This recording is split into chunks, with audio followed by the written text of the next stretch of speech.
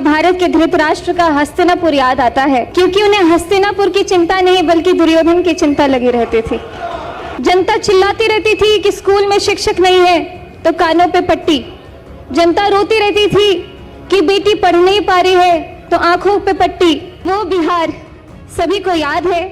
जब मैं उस समय को याद करती हूँ तो मुझे महाभारत के धृतराष्ट्र का हस्तिनापुर याद आता है, जो बहुत बड़े वरिष्ठ और बहुत ही अनुभवी नेता रहे, बहुत ही अनुभवी राजा रहे, लेकिन वो अंधे थे।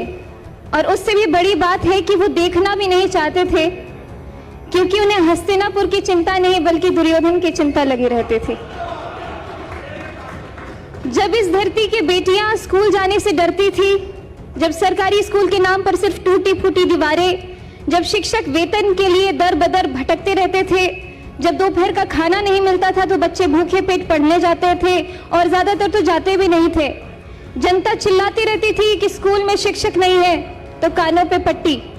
जनता रोती रहती थी कि बेटी पढ़ नहीं पा रही है तो आंखों पे पट्टी।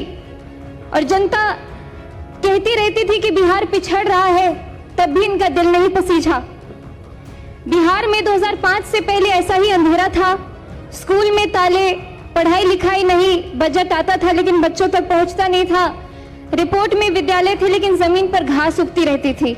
उपाध्यक्ष जी नीतीश कुमार जी ने एक ऐसी योजना शुरू की जिसने पूरे देश को चौंका दिया, मुख्यमंत्री साइकिल योजना, जिसके बारे में सभी ने बात की है। और मैं खासकर इसीलिए बोलना चाहती हूँ कि मेरी आंखों देखी कहानी है।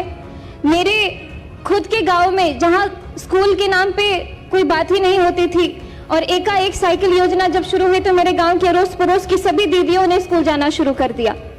विपक्ष के लोग तो इस योजना का मजाक भी उड़ाते थे, लेकिन आज वही योजना पूरे देश के लिए एक मॉडल है।